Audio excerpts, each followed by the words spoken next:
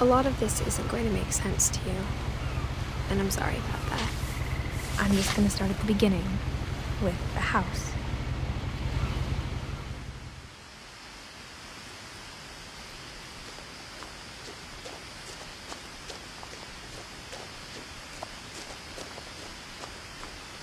I lived here until I was 11, but I wasn't allowed inside half the rooms.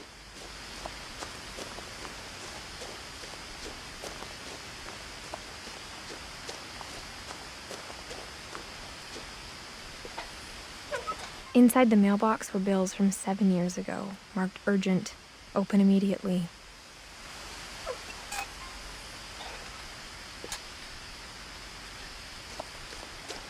I hadn't been back since my brother Lewis's funeral.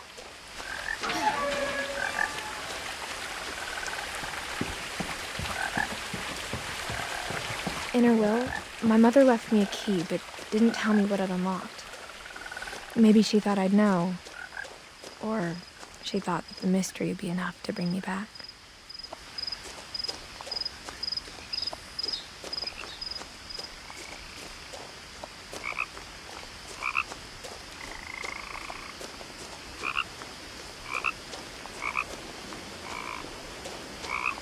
The truth is, even after I inherited the house, I never thought I'd come back to it.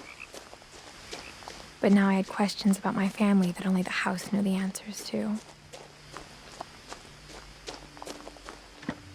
The woods around the house have always been uncomfortably silent, as if they're about to say something but never do.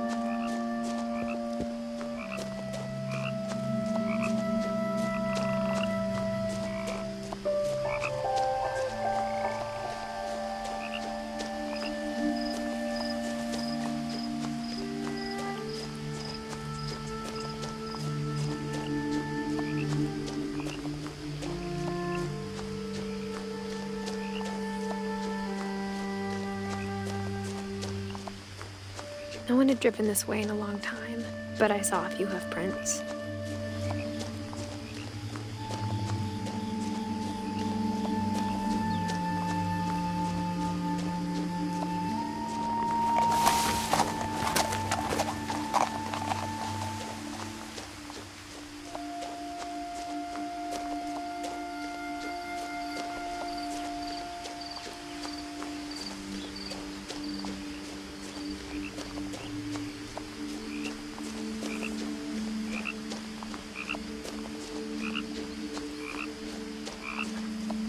The house was exactly like I remembered it, the way I'd been dreaming about it.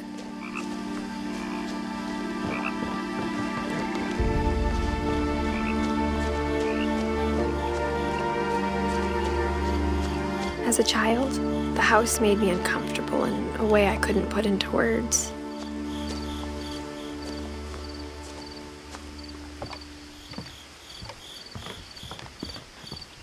Now, as a 17-year-old, I knew exactly what those words were. I was afraid of the house.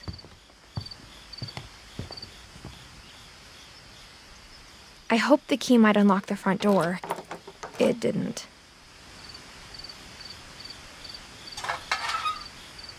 Looking in, I felt like the house itself had been waiting for me.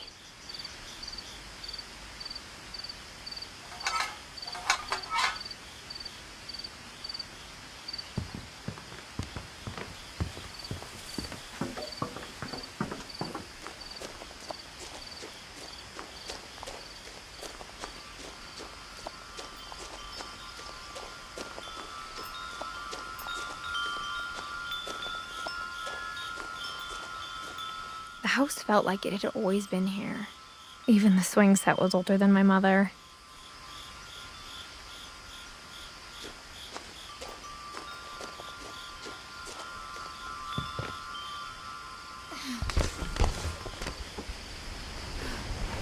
Crawling through the doggy door used to be a lot easier when I was 11.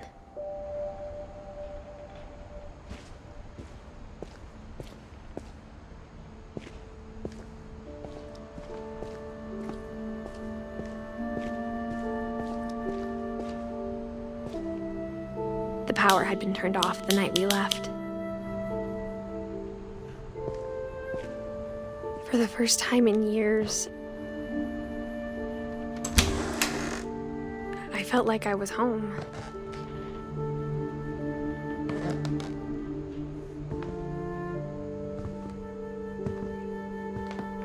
But instead of a family, there were just memories of one.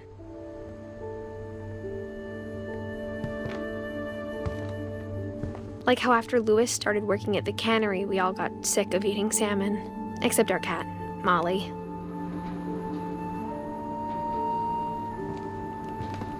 Or how only one restaurant would deliver to our house, so we had Chinese a lot.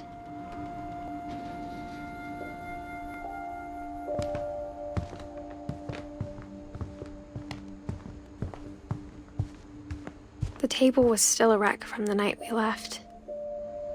It was like a bomb had gone off, killing everyone but sparing the furniture.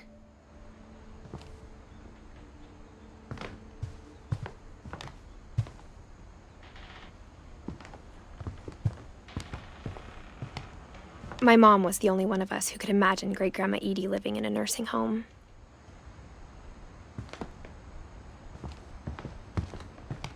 Nothing in the house looked abnormal. There was just too much of it, like a smile with too many teeth. Even the fireplace had a story. Edie told me the bricks came from the original house, after it sank.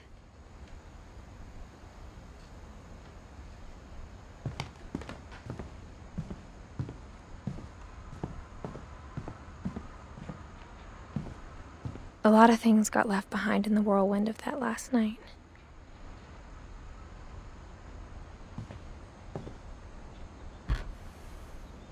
Edie told me once that every Finch who ever lived is buried somewhere in the library.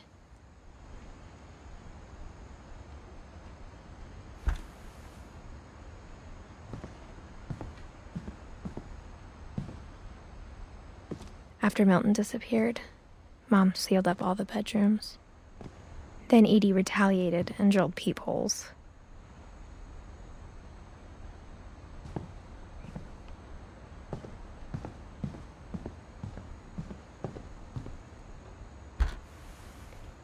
The last time I was in Edith Sr.'s room, I was 10 and she was painting my portrait.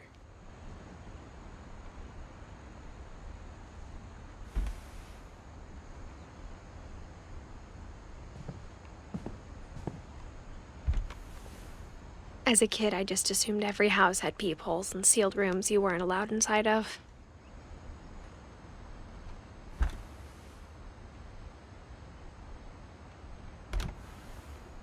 My Grandpa Sam spent 7 years sharing a room with his dead brother, Calvin.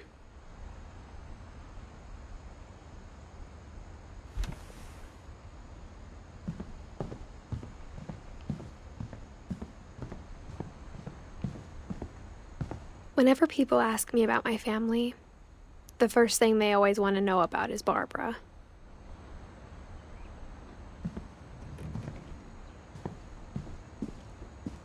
Mom must have locked the third-floor stairs on the night we left.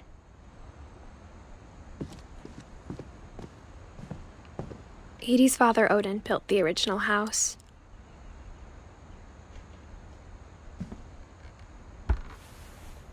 Barbara was a child star for 2 years, until America grew out of it.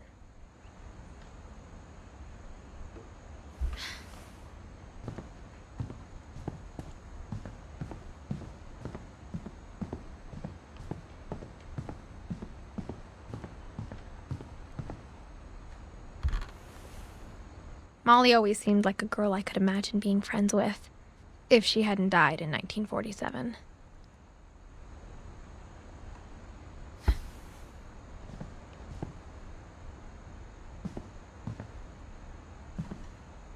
I spent a lot of time playing in Great Uncle Walter's room.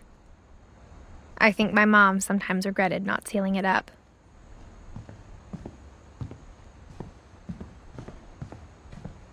Louis told me there were secret passages, but I never believed him.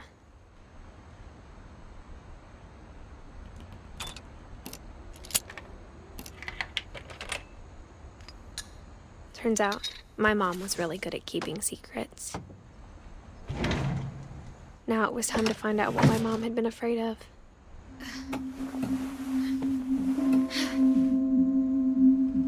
From the paintings on the wall, it was clear my brother Milton had been here before me. Reading this, maybe it sounds like I had a plan. But I had no idea what was behind that door.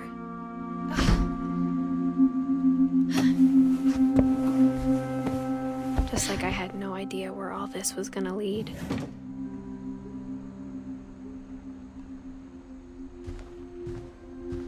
I grew up looking at Molly's room through the peephole. Molly's gerbil had a tiny bedroom with its own even tinier gerbil cage. Being inside for the first time, I felt like I'd stepped behind a painting.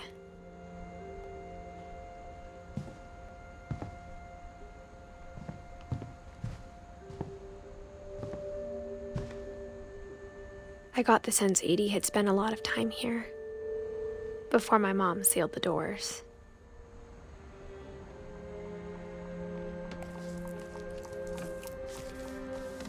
December 13th, 1947. Dear Diary, I'll be gone soon, but I wanted to tell somebody about what's gonna happen. It started when Mom sent me to bed without dinner. I woke up and I was starving, so I looked around for something to eat.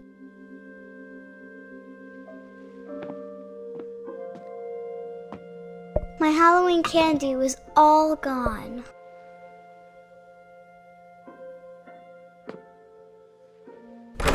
Mom, can I come out now? Sweetheart, it's late. Go to sleep. The gerbil food was dry, but I didn't mind it.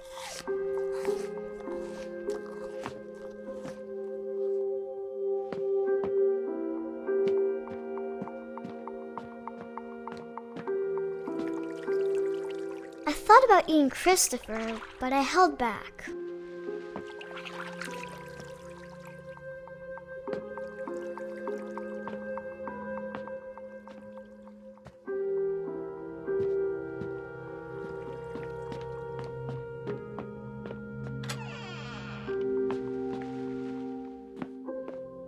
I kept eating and eating.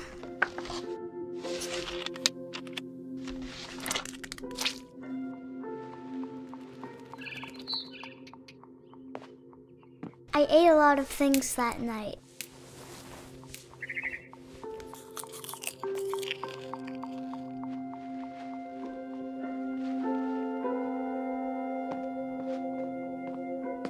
Then I heard chirping outside my window. It was a barn swallow going back to her nest. I reached out for her.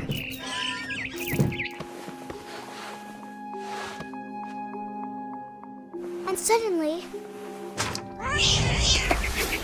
I was a cat.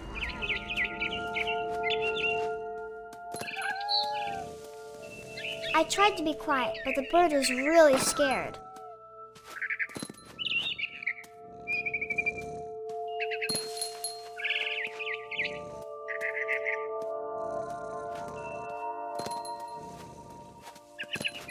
Mom and Dad didn't even look at me.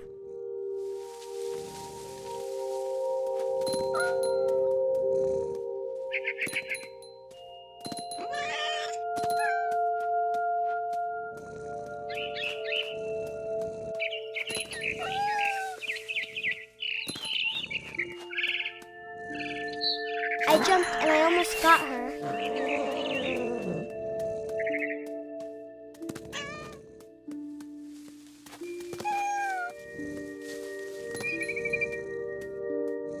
I could tell she was getting really tired. Now I was up in the big tree. I promised Dad I wouldn't climb it anymore. All I cared about was eating that mama bird. I gobbled her up. And suddenly, I was an owl. First, all I heard was the wind. Then I heard little teeth nibbling in the grass.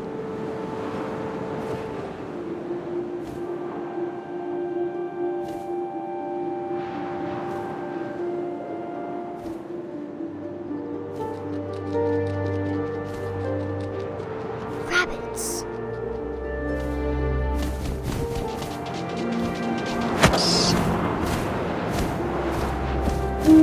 I imagined his face looking up and seeing mine through my talons.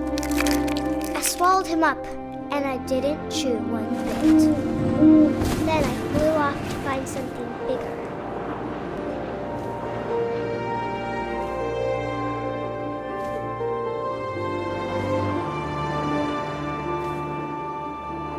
A mama rabbit.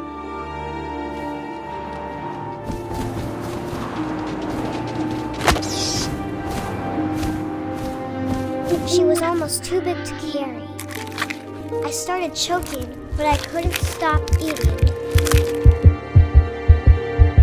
And suddenly, I was a shark.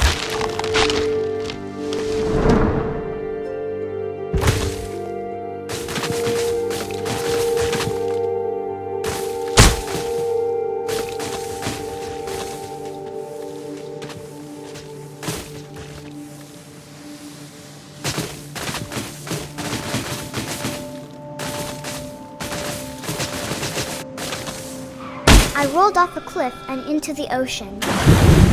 Now, I was hungrier than ever.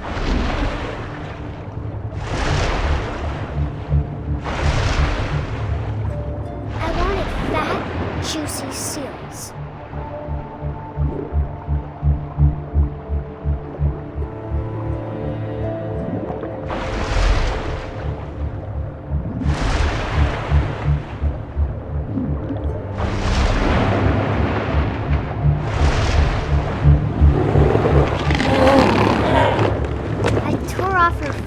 And it tasted really good.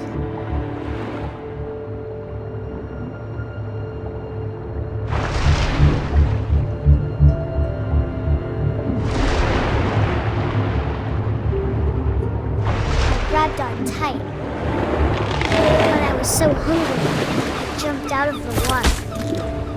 When I opened my eyes, everything had changed.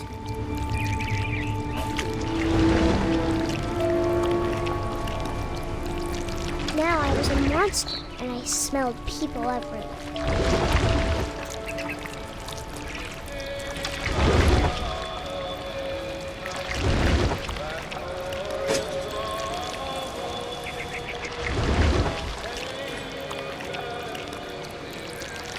I was big, but I moved real quiet.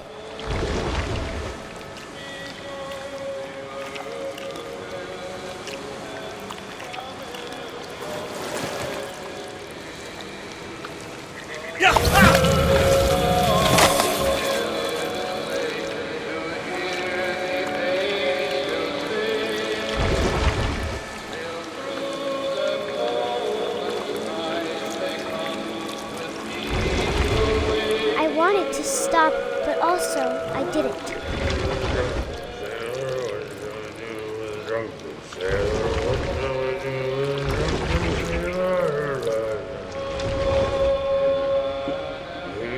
Belly with a rusty razor, his belly with a rusty razor, his belly with a rusty razor.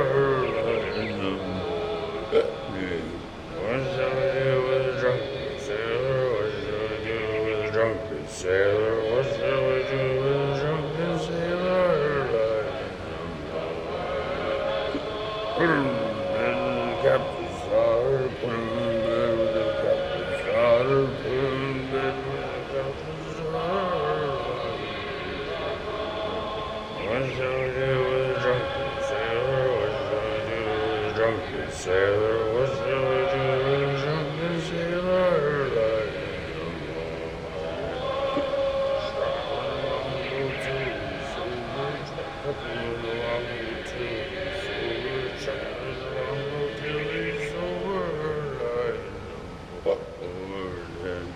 shall we do with a drunken sailor? What shall we do with a drunken sailor? What shall we do with a drunken sailor? Alive in the morning. Put him in the scuppers of the hose by bottom. Put him in the scuppers of the hose by bottom. Put him in the scuppers of the hose by bottom. Alive in the morning. What shall we do with a drunken sailor? What shall we do with a drunken sailor? What shall we do with a drunken sailor? Alive in the morning. Heave-ho, she rises, heave-ho, she rises, heave-ho, up she rises, alive in the morning.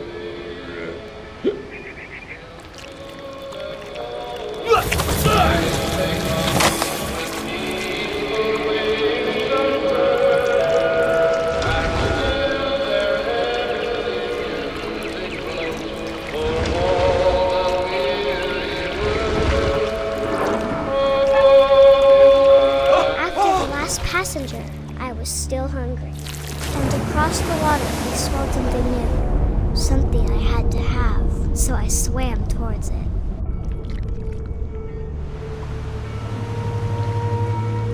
I slithered onto the sand, and the good smell went into an old pipe.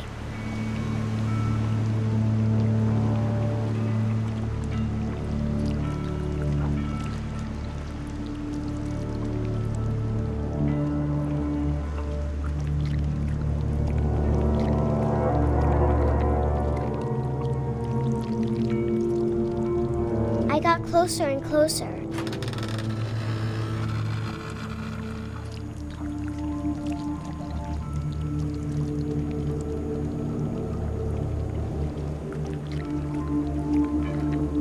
All of my stomach started growling.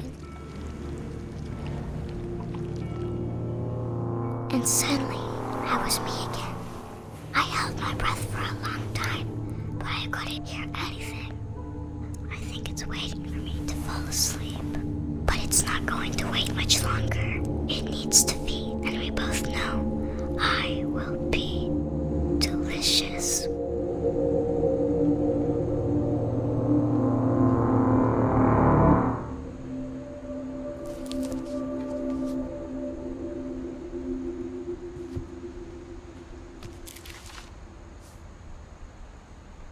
I'm not sure if I believed all of that, but I'm sure Edie would have.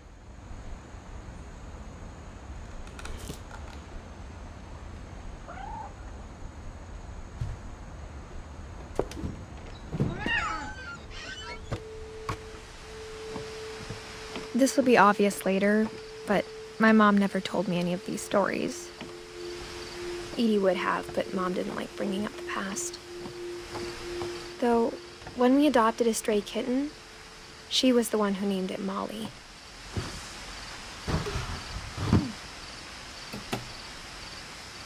I spent a lot of time in Great-Grandma Edie's room.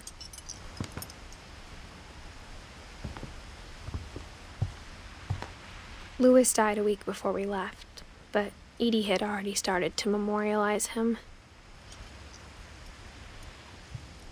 Her room was like a museum.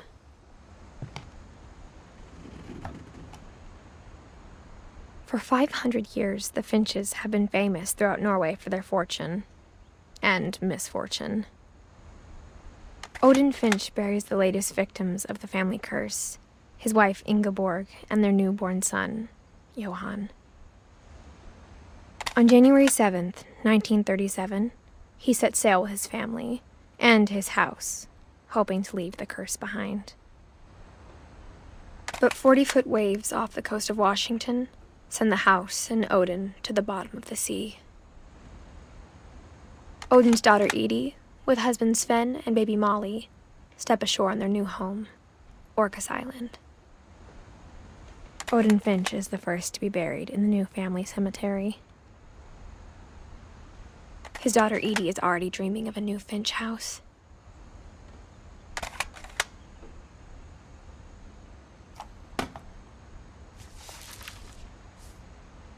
Whatever's wrong with this family, it goes back a long ways.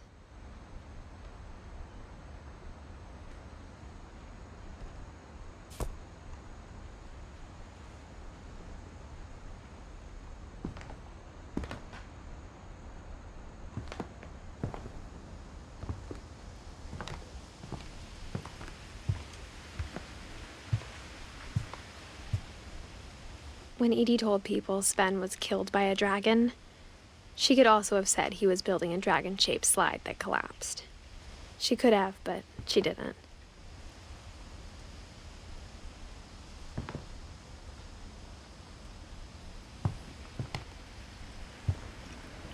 One summer, they evacuated the island, but Edie refused to go. For a few weeks, she was a celebrity. I hadn't thought of myself as Edith Jr. for a long, long time.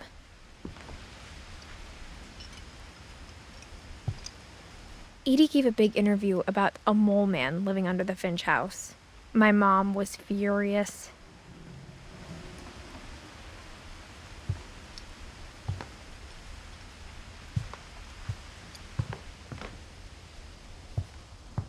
Even in her 90s, sometimes Edie seemed a lot younger than my mother.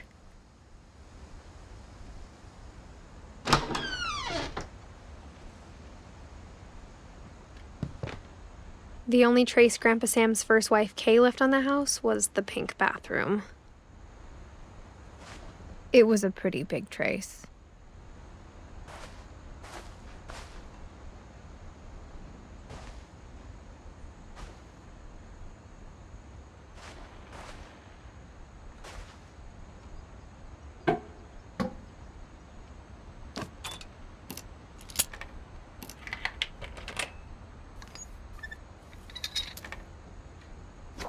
There's a secret in this bathroom.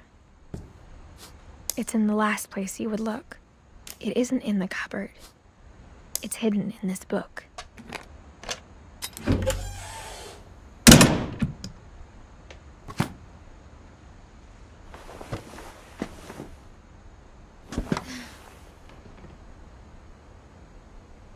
Sven gave Sam an old camera he'd refurbished. He never put it down.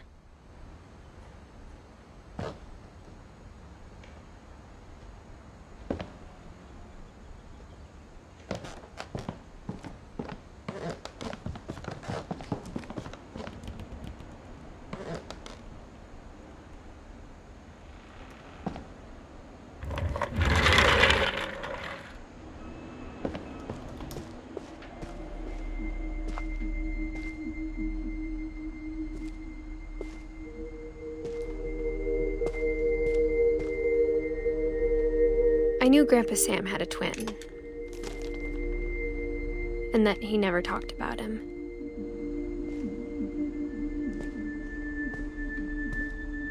I guess my grandpa didn't like history any more than my mom did.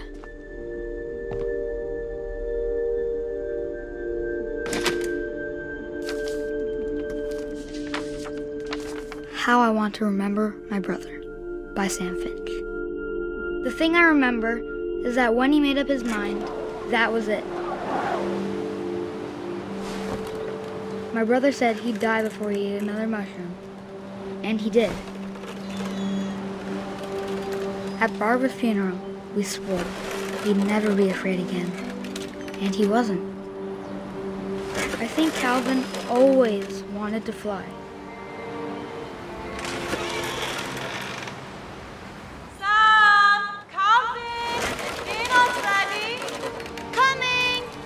But that day, he finally made up his mind to do it. I told him going around was impossible.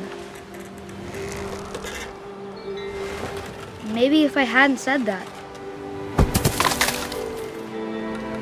Alvin, I'm not gonna tell you again. Maybe if the wind hadn't picked up.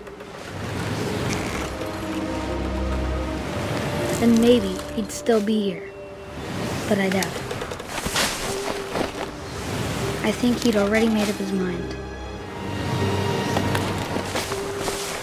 That's what I want to remember about my brother.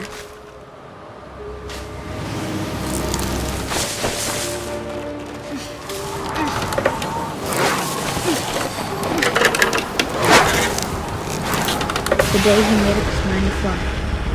And he did.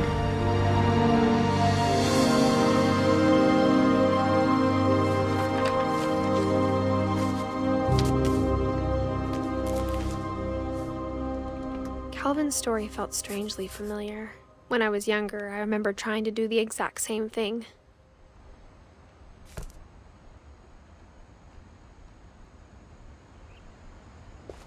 After the funeral, Edie roped off Calvin's half of the room.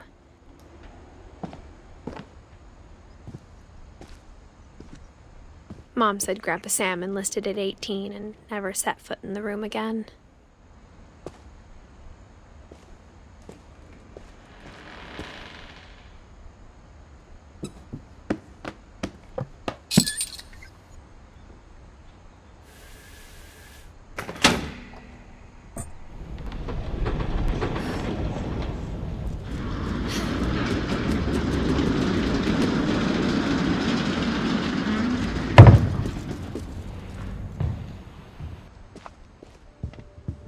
The passages were a pretty tight fit.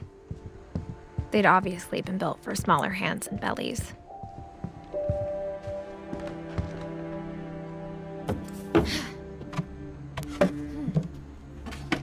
Growing up, I always thought of Barbara as a child star.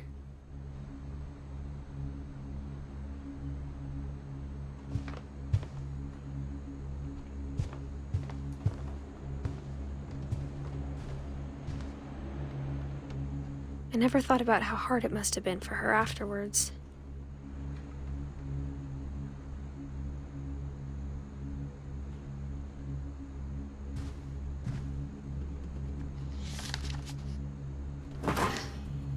Of all the stories people wrote about Barbara's death, I'm surprised Edie saved this one.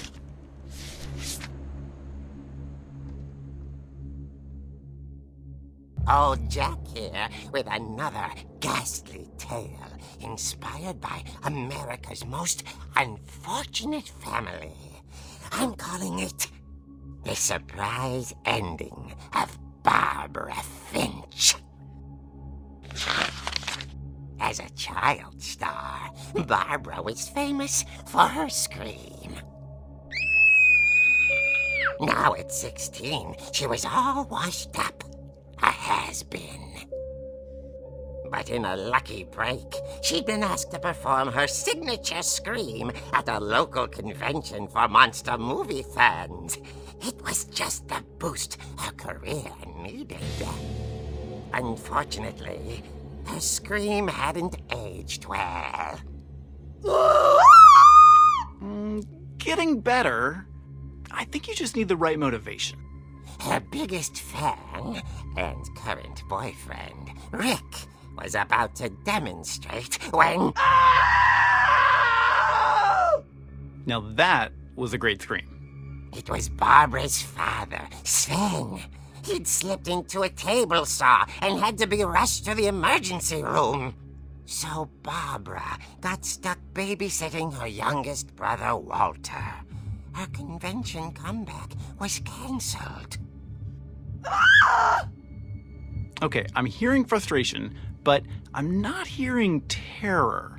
What if I tried... A gang of hoodlums in Halloween masks have been terrorizing Orcas Island tonight. Police are urging residents to... That came from the basement. You're right! Also, I loved your delivery on that. Why is your basement door locked? Because my dad likes making puzzles and secret passages. There's a key hidden in the music box. The secret is to keep winding and winding until finally the key pops out. Thanks, babe. I'll be back in a sec. 20 minutes later, Rick hadn't returned. So Barbara went to look for him, right on cue. She reached for the music box. And as she wound the key, she listened for Rick, but the house was silent.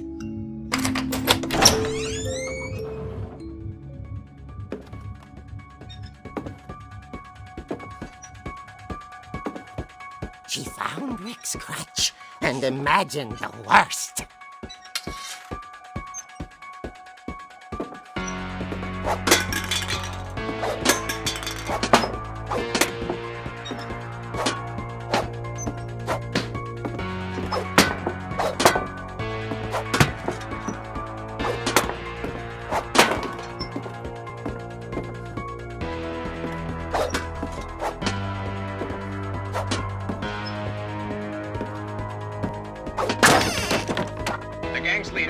infamous Hookman killer, Dr. Carl Hamill, who impaled and then ate his family 10 years ago tonight.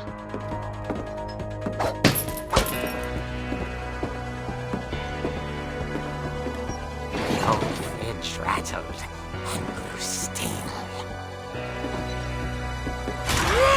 Oh dear! Oh! Rick? Barb, relax. I was just trying to scare you to help you find your scream. Well, I'm not scared, Rick. I'm furious. Then act furious. All I'm getting from you now is that you're hurt and confused and She threw him out, but she kept a little something to remember him by. Barb, have you seen my other crutch? And she was still holding it when she fell asleep watching the late picture show. Hours later... Barbara! Walter, what's going on up there? Ah! Okay, I'm coming up, but if this is a trick, you're dead, Walter.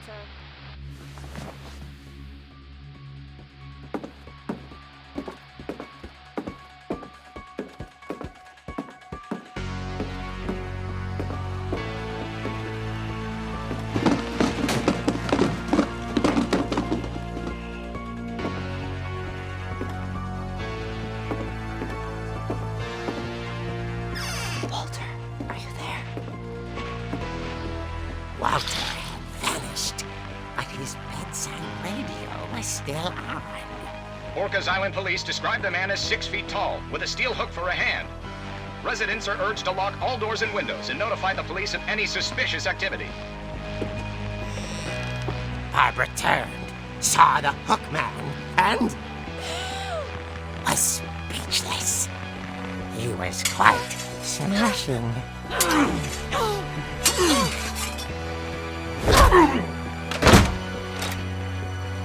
And he was. He couldn't get enough of Barbara. Okay, Barbara, there's gotta be another way out of here.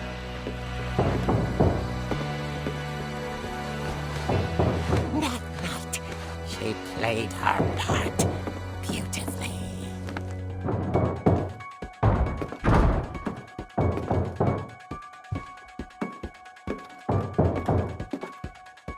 Molly's door hadn't been opened in years. The hinges groaned.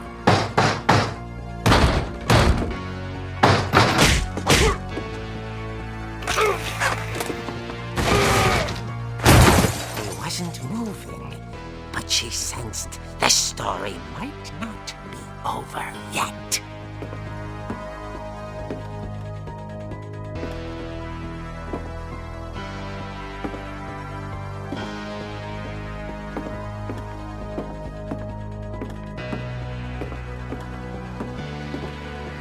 The Hookman had vanished. She listened for his breathing, but all she heard was...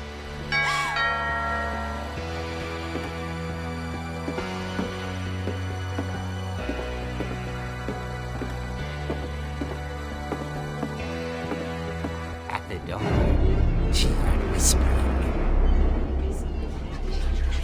It was coming from inside the house.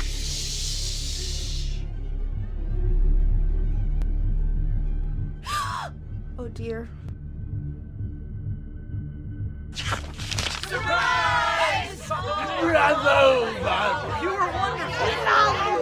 monsters had come to surprise her.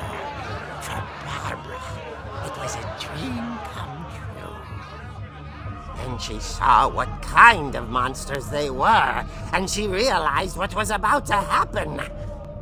She was going to be famous. And with her final breath, Barbara Finch gave the performance of her life.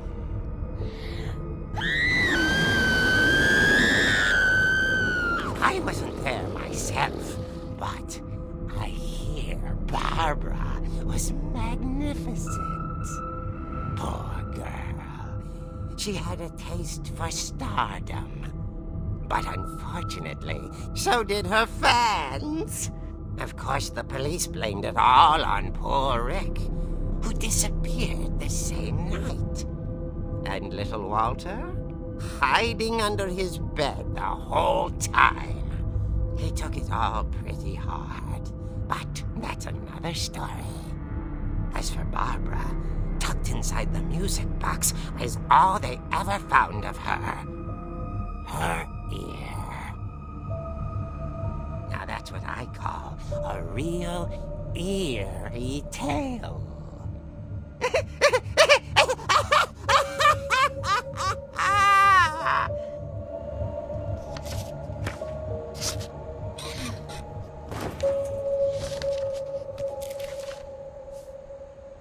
Edie told me all Barbara wanted was to be remembered, as absurd as that comic was.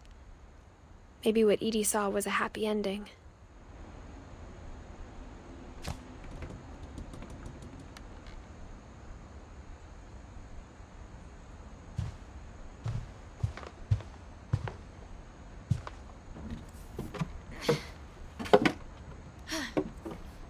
I guess now I know why Mom didn't like me playing with the music box.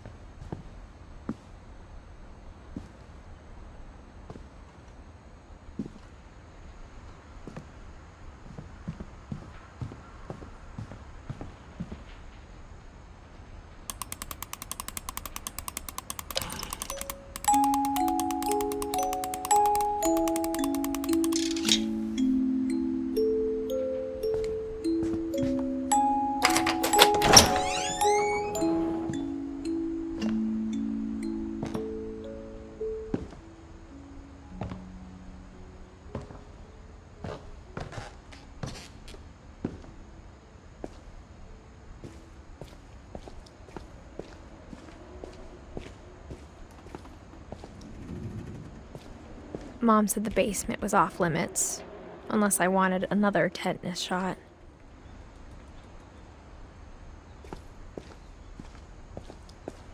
I saw Edie sneak down to the basement once, carrying packages. I thought maybe she was hiding presents.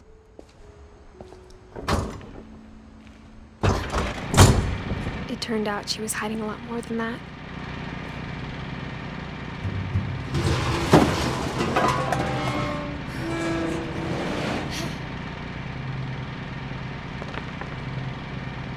I remember asking Mom once about where Walter had gone. She said after Barbara died, he got as far away as he could. If there's a pattern in all these stories, I think it's that none of us has gotten very far.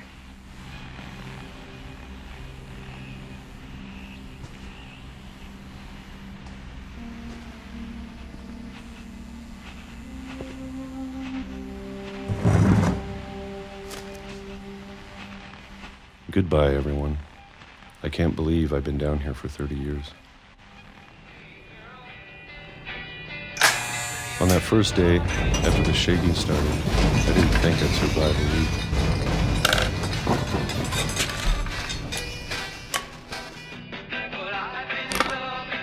But after a few days, I settled into a routine.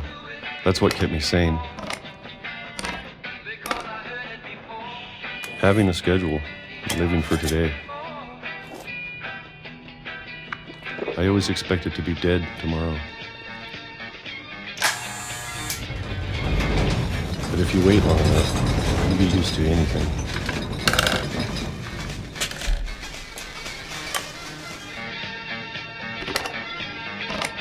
Even a monster on the other side of the door starts to feel normal. Almost friendly.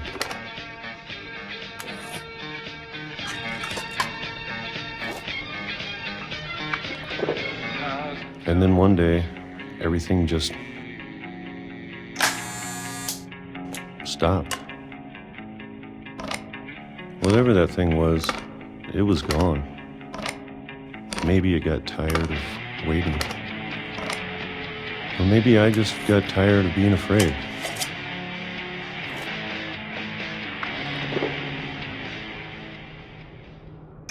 It's been a week now, the longest in 30 years. I'm done waiting. I have to leave while I still can.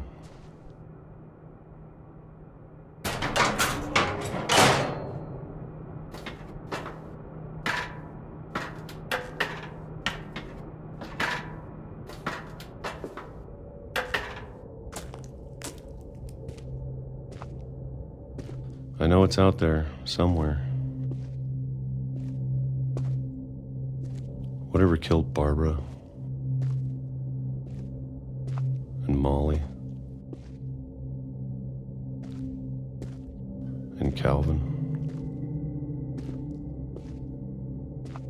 Maybe this is all a mistake. But I need to stop living the same day, even if it kills me.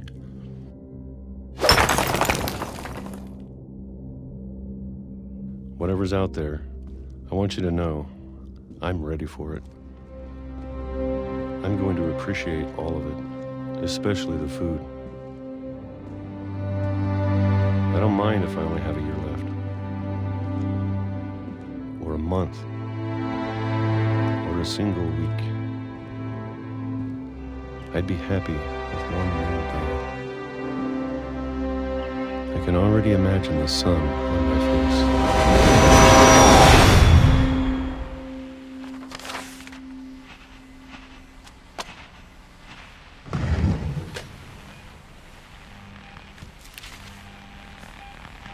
Walter died when I was 6.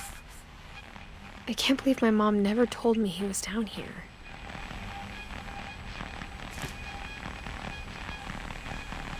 I'm sure my mom was trying to protect me.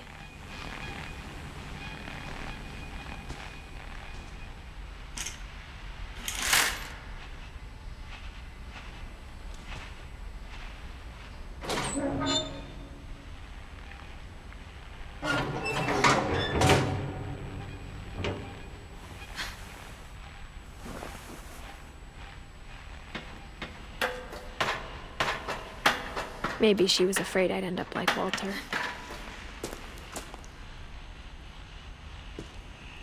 But if she never told me about an uncle under the house,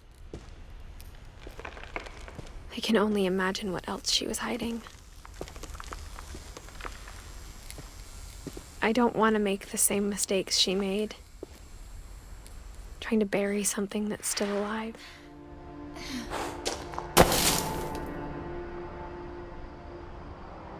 Now that there's only one of us left, or maybe 2, I thought it was time I heard the stories for myself and found out what happened to everyone else.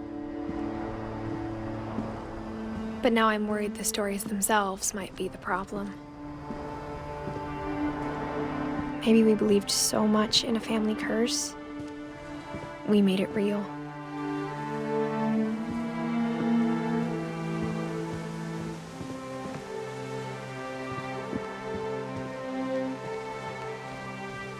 I don't know if I should even be writing this.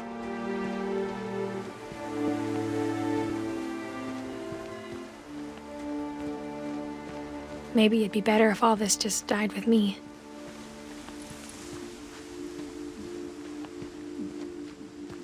But I thought you should know about your family.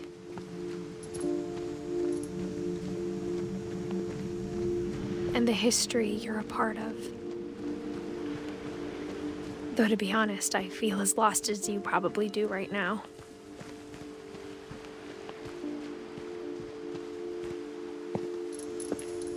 I think the people in these stories believed them, for what that's worth.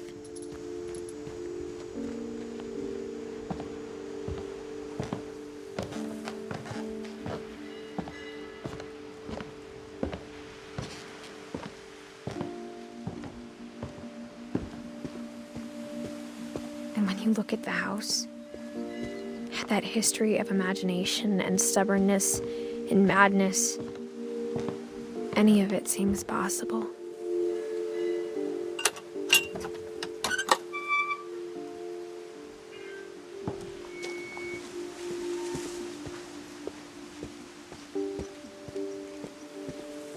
I think we've been surrounded by death for so long, we've just gotten used to it. What kind of family finishes building a cemetery before starting the house?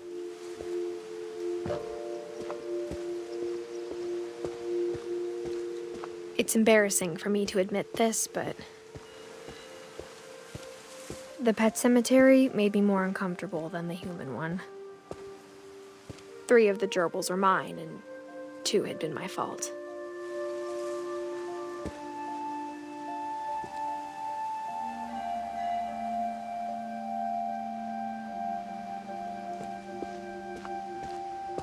Sven built the house, but it was Edie who designed the cemetery.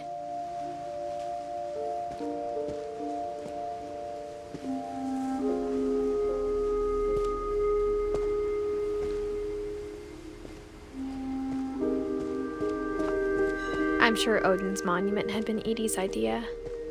My mom was always trying to move on, but for Edie, the past never went away.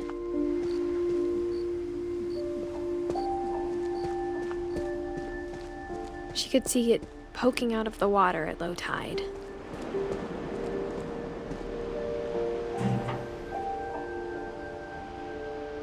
Edie said she dreamed about the old house every night.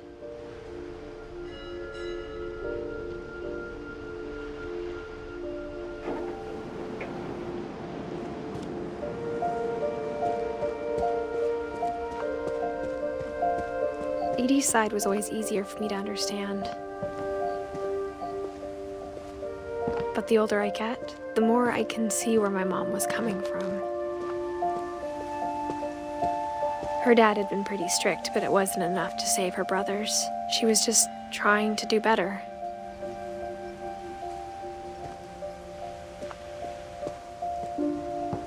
She lost 2 of her brothers, just like I did. I get why she tried so hard to protect us.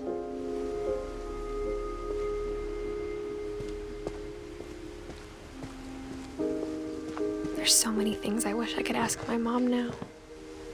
Part of me thinks this is what she wanted all along. For me to come back someday and find everything out for myself.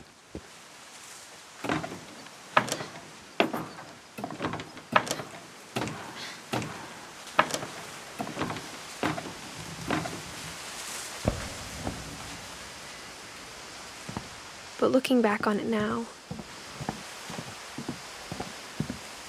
if she told me there was going to be so much climbing, I never would have come when I was 22 weeks pregnant.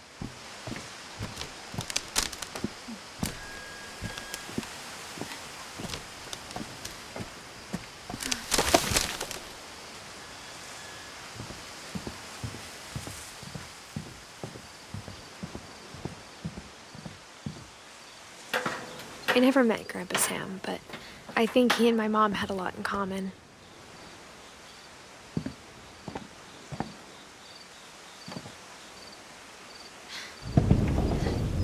They were both pretty intense. Instead of hiding from death, Sam seemed to go out of his way to meet it.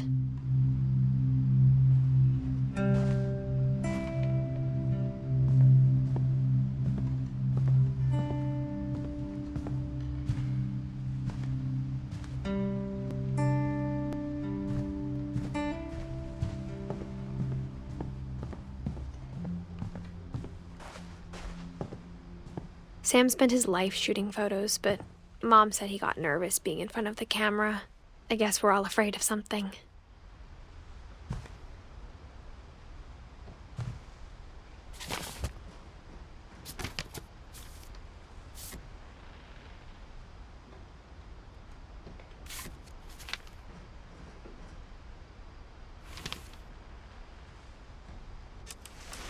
Dawn, I promise, you'll never forget this weekend. Yes, sir. These memories are gonna last a lifetime. Hmm? Perfect. Am I gonna have to shoot anything? It's gonna rain the whole weekend, isn't it? I will never forget this weekend, Dad. That's the spirit. Okay, got it. I'm gonna take some pictures, okay? Just be careful. That camera's older than you are.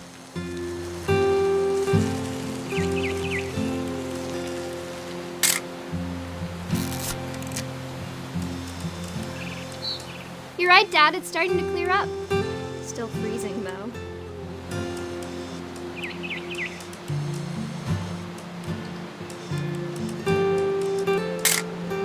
Aw.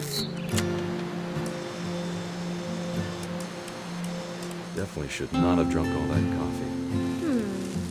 Hey! That's a keeper. I'm just saying, I'm not always gonna be here, Dom. You'll need to remember this stuff, if you want to survive. I'll be fine, Dad. You know who else thought he was gonna be fine? Some guy who died. Don, I'm being serious. I know, Dad. You're always serious.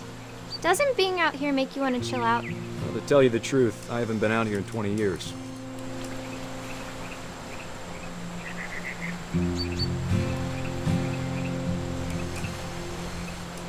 Dad! Good eyes, Don. Before you take the shot, let me get a picture of you.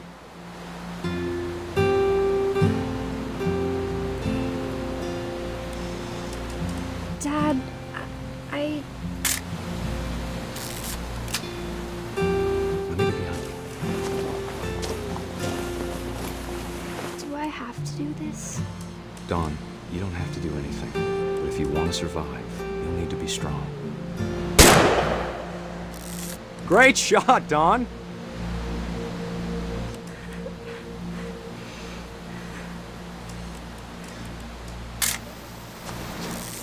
I'm proud of you, Don. Always remember that, okay? Dad, it's twitching. I think That's it's totally so... normal, Don. Just focus on the camera. Try not to think about... Dad!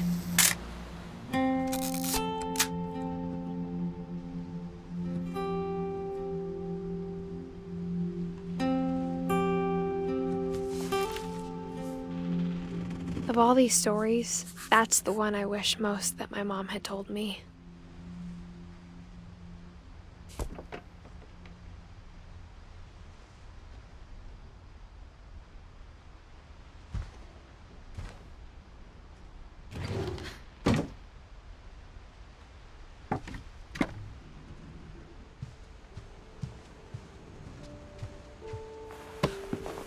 After Sam died, my mom and Edie got really close. They'd both lost a lot.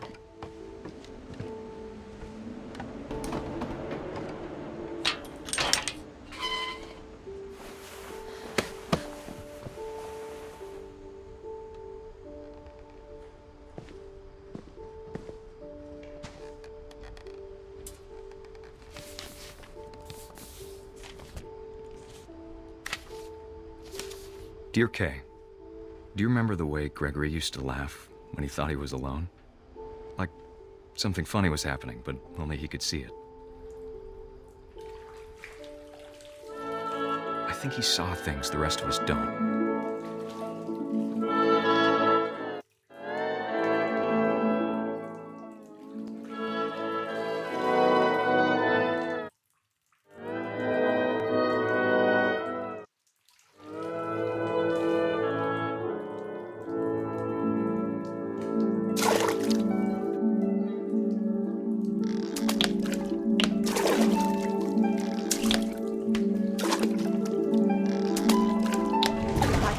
Gregory, it's time to... Hold on, sweetie. Hello? Sam, I told you I don't want to talk right now. I wonder what he saw.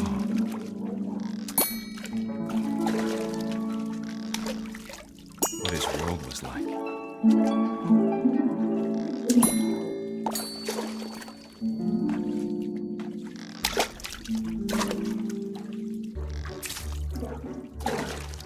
Reminded me so much of Calvin. Lost. lost in his imagination. Whatever it was he saw.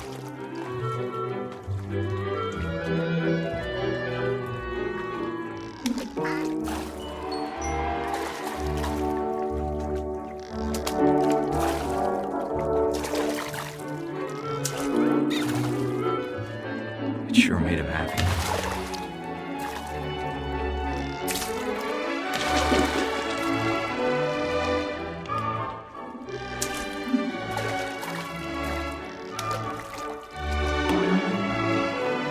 How silly it sounds.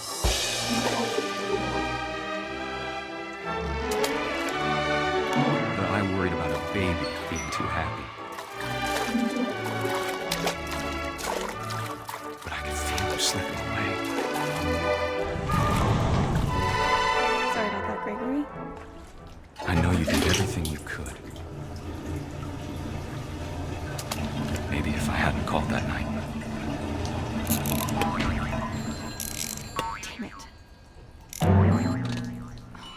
I wish he could have told us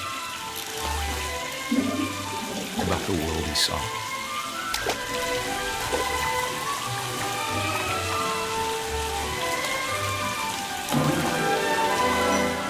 There's so much I don't understand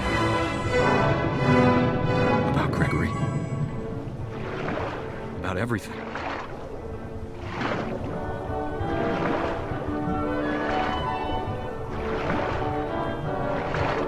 What happened wasn't your fault.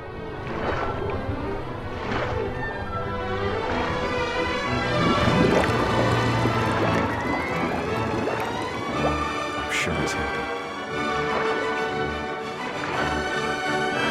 And he'd want you to be happy too. Good luck, Kay. Love, Sam.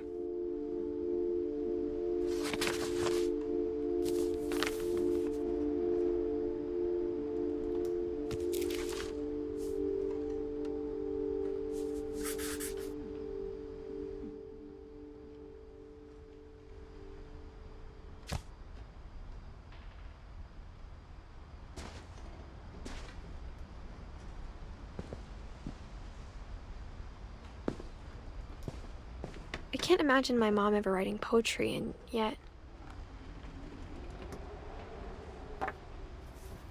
A poem for Gus, who always said the wedding was a bad idea. Our father never hit us kids, at least not very hard, before the day my brother said with teenage disregard that he'd be dead before he'd see a wedding in our yard.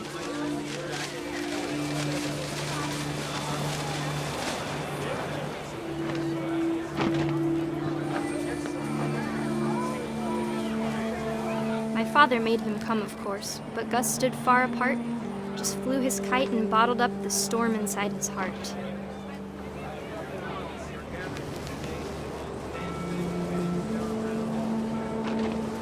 I tried to talk him out of it, but though he'd never met her, "We don't need a stepmom," were the words that I now pronounce you husband and wife. You may kiss the bride.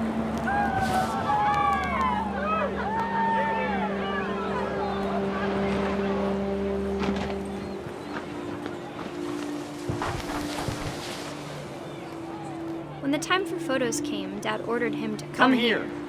But Gus declined, and as a sign held up his middle finger.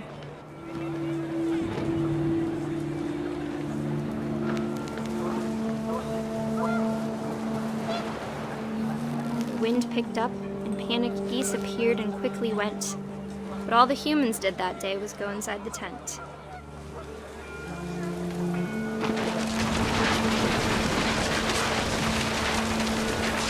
Rain came down in buckets then, but no one seemed afraid that nature might destroy the tent our dad had crudely made. The thunder sounded much too close and full of angry power. But all my father said to this was, "Make the music louder."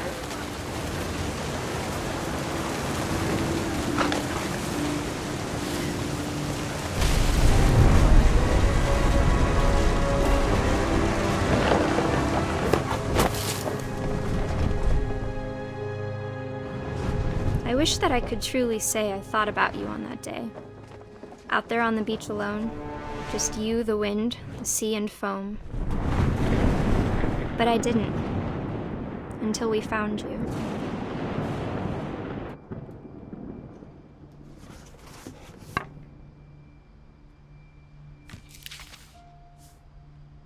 She never talked about him, but Mom told me once if I was a boy, they were going to name me Gus.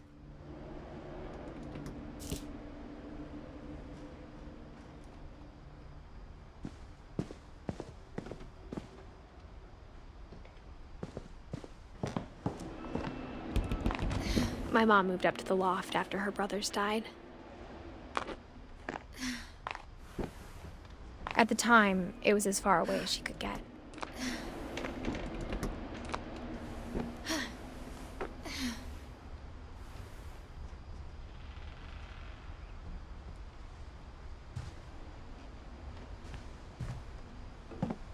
She spent a summer building houses in Calcutta, where she met my dad, Sanjay.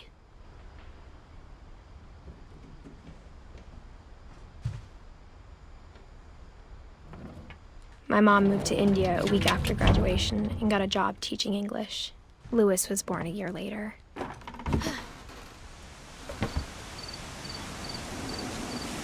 When my dad died, I don't think Mom knew where else to go. I'm sure Edie was happy to have her back.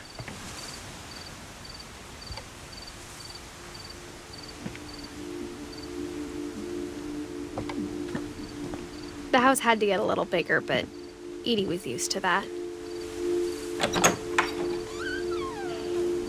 And for a while, things were good. Almost normal.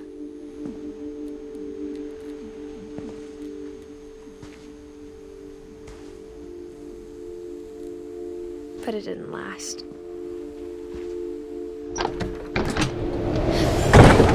The beginning of the end was Milton's 10th birthday, when Edie gave him a castle.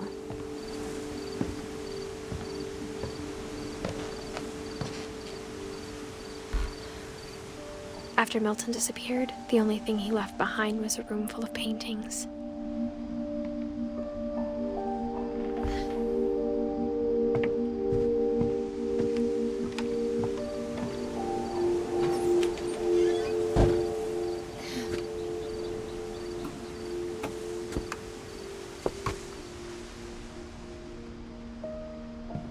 I think Edie was happy to finally have another painter in the family.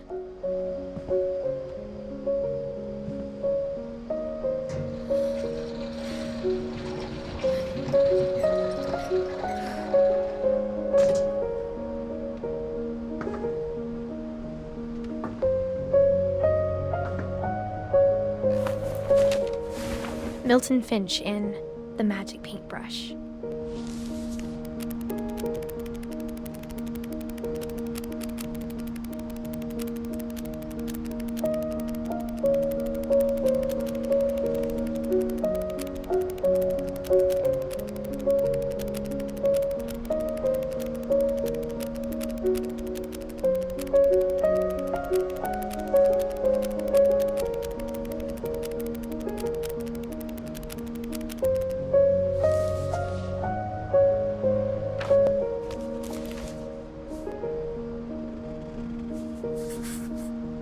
I was 4 when Milton disappeared.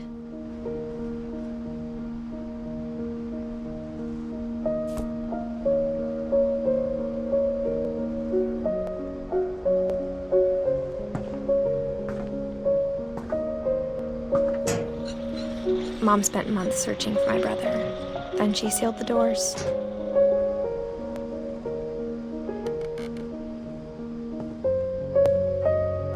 Whatever Milton had found in the house, Mom didn't want it getting out.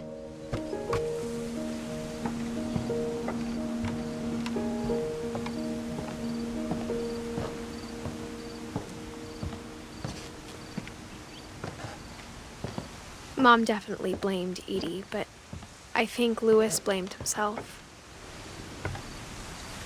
After he graduated, he just spent more and more time in his room, until Mom got him a job at the cannery.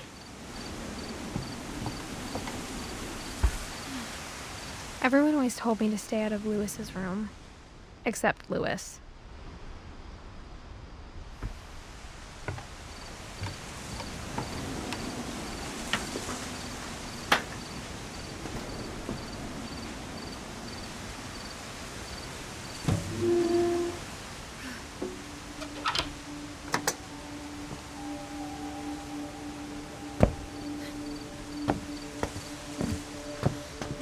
Lewis's room smelled very, very familiar.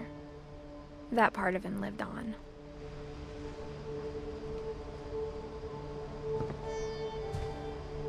Lewis and I spent a lot of time playing games together, but he was surprisingly bad at them. He died a lot.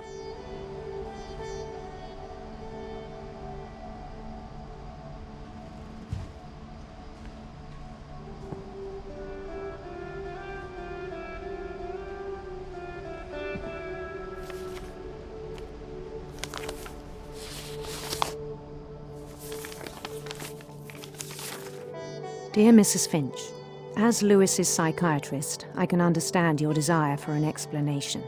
As I see it, the trouble began in January, shortly after we convinced your son to seek treatment for substance abuse. Newly sober, I believe Lewis first noticed the monotony of his daily life.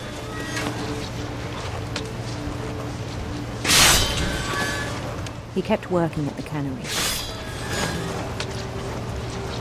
but he withdrew part of himself. In our sessions, I saw the same behavior. His mind began to wander. I asked him to describe it. He said he started small, imagining a labyrinth. He'd feel his way about. Then something moved. Bats and toads. And things that have not names. He knew it was all in his head.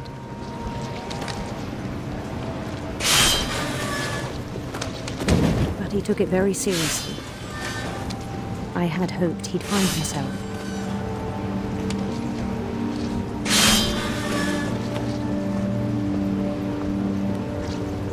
But he found something more.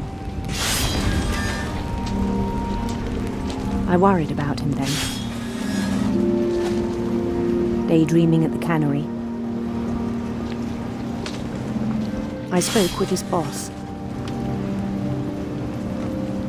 But he said Lewis had become a model employee. Methodical, tireless, focused. Like a whole new Lewis. So I let him go on.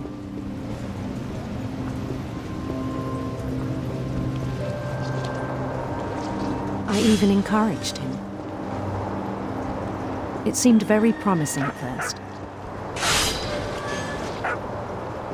He told me he'd made a new friend.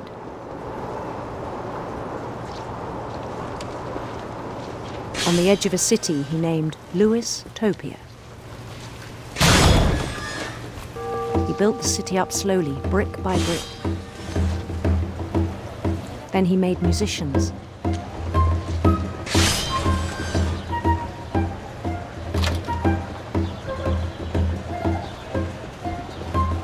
And songs for them to play. He talked about starting a band. And he was always humming something. Every day his imagination grew stronger.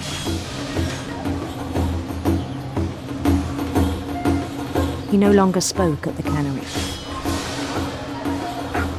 But his chopping was as reliable as ever. Then one day it struck him that all the cheering crowds, even the stones under his feet, were all in his imagination. So he could do whatever he wished.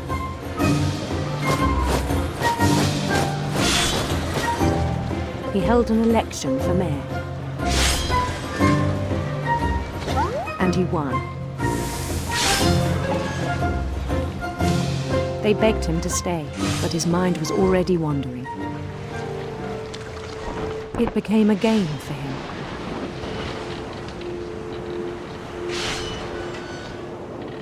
He'd conquer a city, then immediately push on. New Louisville.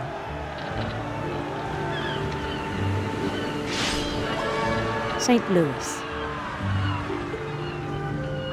He started drifting away from our reality.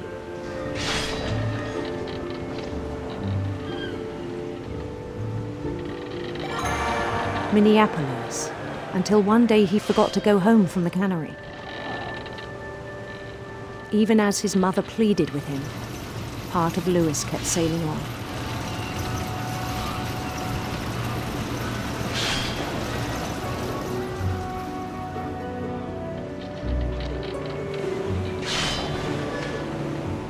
In Louisburg, he heard rumors of a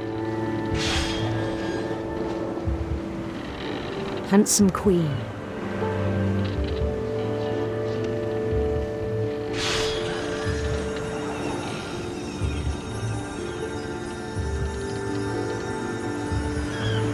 The queen was on her own quest for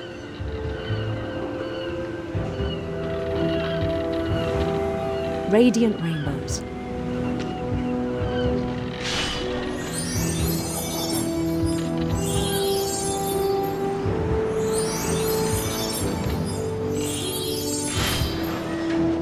He followed the sound of her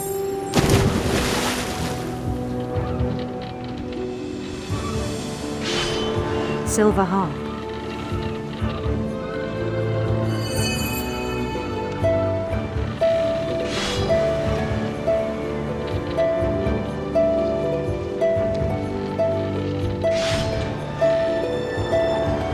His chase led him to a golden palace east of the sun and west of the moon. Even then, his logic remained sound. He knew the world was all in his imagination.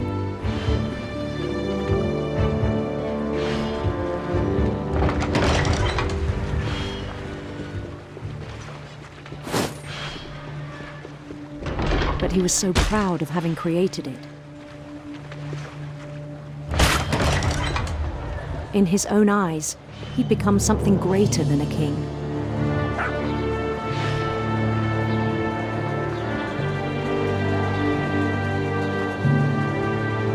For someone who'd never known success in the real world, I think it was overwhelming. And then it struck him that the real Louis was not the one chopping salmon, but the one climbing the steps of a golden palace.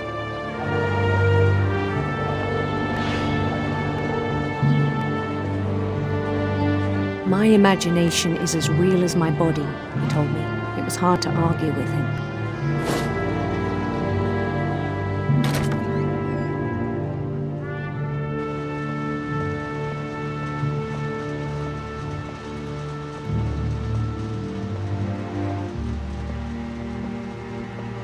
He began to forget the world we know.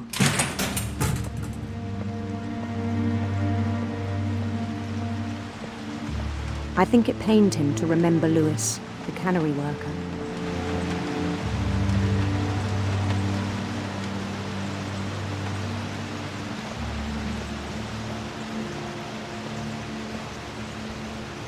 He began to despise the man with a royal contempt.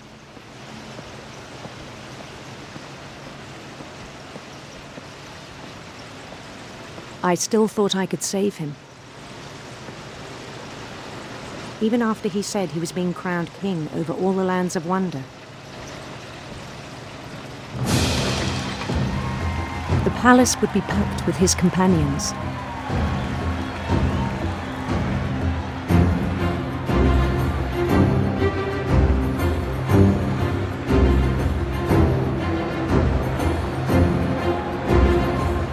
Including the wise Calico who'd insisted on inviting him.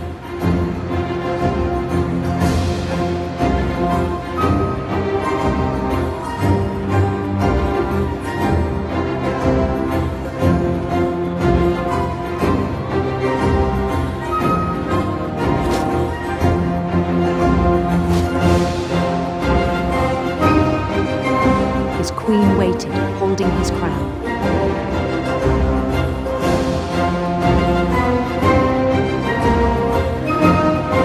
There was only one thing left to do.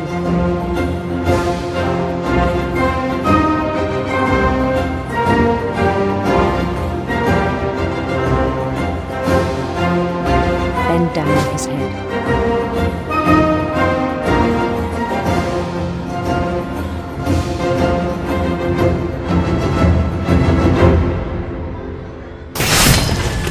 rest I think you know. Mrs. Finch, your son was a kind man who will be missed by all of us who knew him.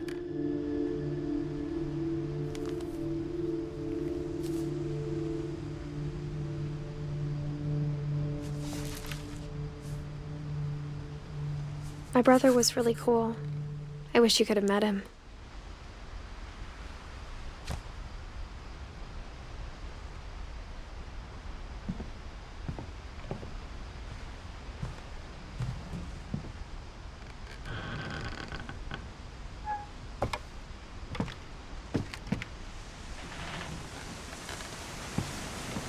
On the way back from Lewis's funeral, my mom told me to start packing. She waited until the day before we left to tell Edie. I'm not sure if she wanted to make it easier or harder.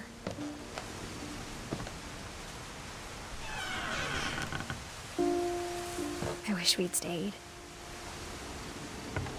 But I understand why we left.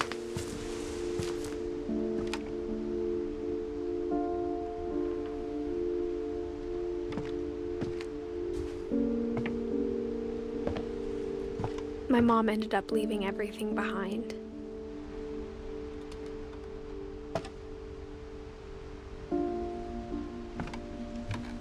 What happened that night had been coming for a long time. Maybe it should have come sooner.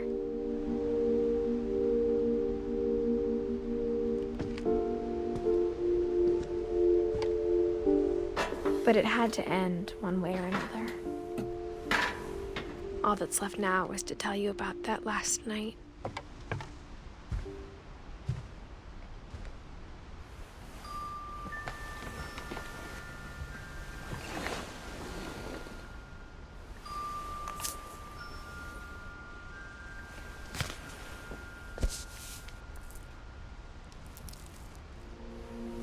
That whole last day, Edie just watched us pack and didn't say a word. Until supper, when she raised her glass and said, "To our final night together, and all our final nights apart." Grandma, you know what I said about alcohol. Some of your medications are very Edith, specific. I left a present for you in the hallway.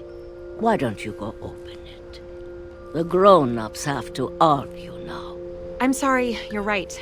We're all leaving tomorrow. Let's just enjoy our last... I'm not leaving. Edith, you're excused.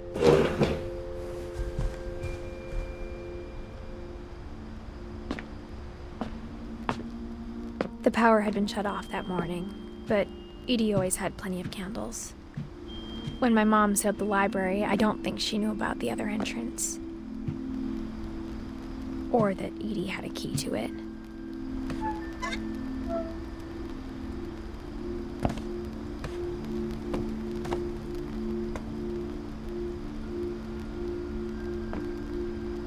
The thing you're afraid of isn't going to end when you leave the house. Edith has a right to know these stories. My children are dead because of your stories. I think it's best if Edith and I leave tonight. We'll have the nursing home send a van for you in the morning, okay?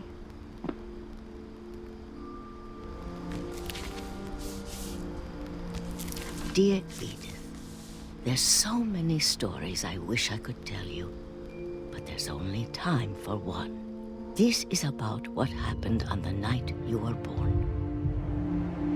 That night, the tide went way, way out.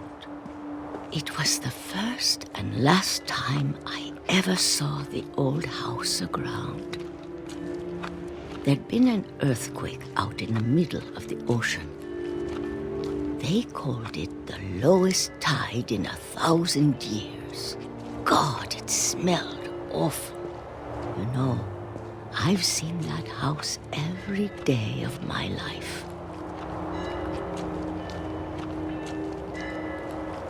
But I never thought I'd go back to it. When the fog rolled in, I lost my way.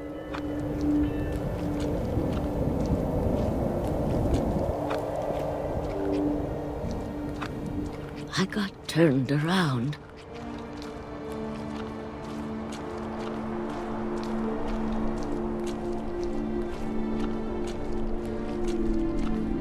For a while, I wondered.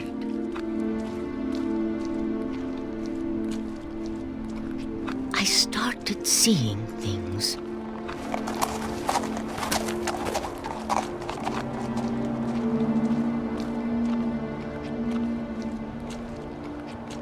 Things I'd forgotten had ever existed.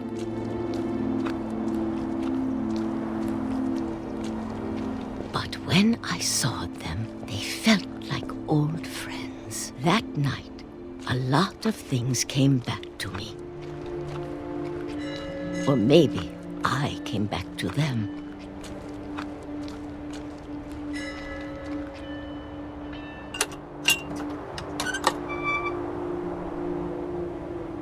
Things I can't explain, but that I need you to try and... Edith, what are you doing in here? It's mine. Edith! Mom, you're gonna rip it! Let go! I kicked and screamed, but Mom dragged me to the car.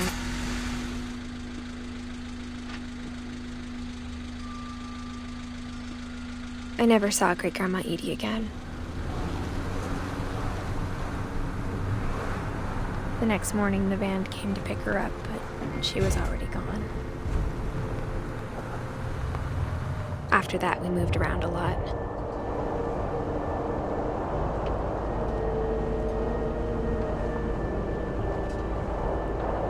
We both tried to make the best of it.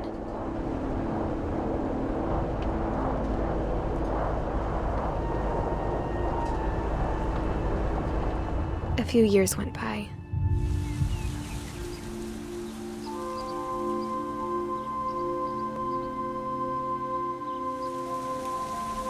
My mom didn't like to talk about it, but she started getting sick a lot. The rest happened pretty quickly. She got better for a while, and then she didn't. And then I was alone.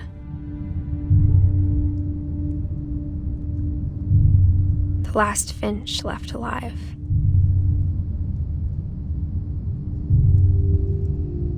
Until I found out about you. I'm still not sure what to tell you about all this. If we lived forever, maybe we'd have time to understand things. But as it is, I think the best we can do is try to open our eyes. And appreciate how strange and brief all of this is. This journal was supposed to be for you. But now I hope you'll never see it. I just want to meet you. And tell you all these stories myself. But I guess if you're reading this now, things didn't work out that way.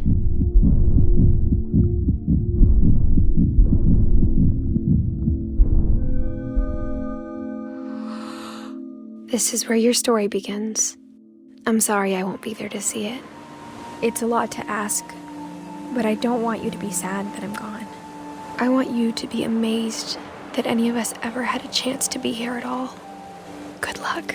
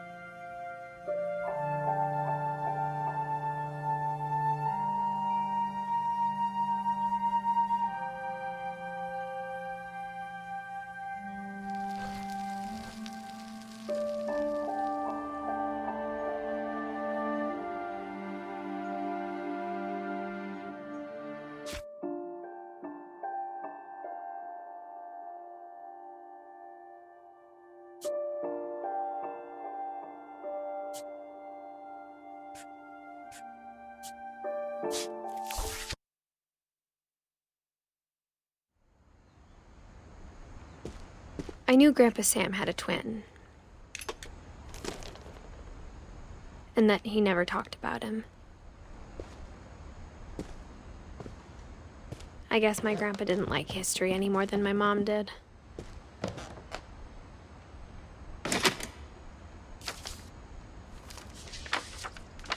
How I Want to Remember My Brother by Sam Finch. The thing I remember is that when he made up his mind, that was it. My brother said he'd die before he ate another mushroom. And he did. At Barbara's funeral, we swore we'd never be afraid again. And he wasn't. I think Calvin always wanted to fly. Sam! Calvin! Dinner's ready! Coming! But that day, he finally made up his mind to do it. I told him going around was impossible. Maybe if I hadn't said that. Calvin! I'm not gonna tell you again! Maybe if the wind hadn't picked up.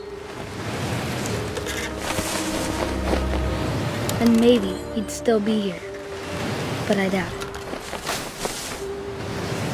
I think he'd already made up his mind.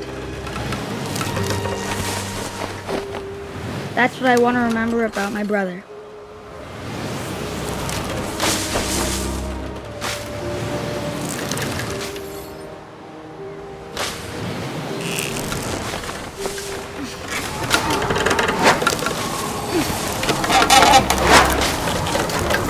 The day he made up his mind to fly. And he did.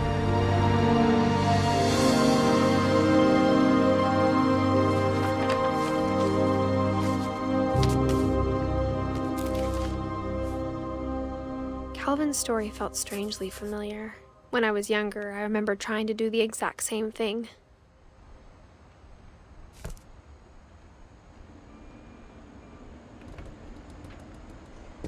After the funeral, Edie roped off Calvin's half of the room.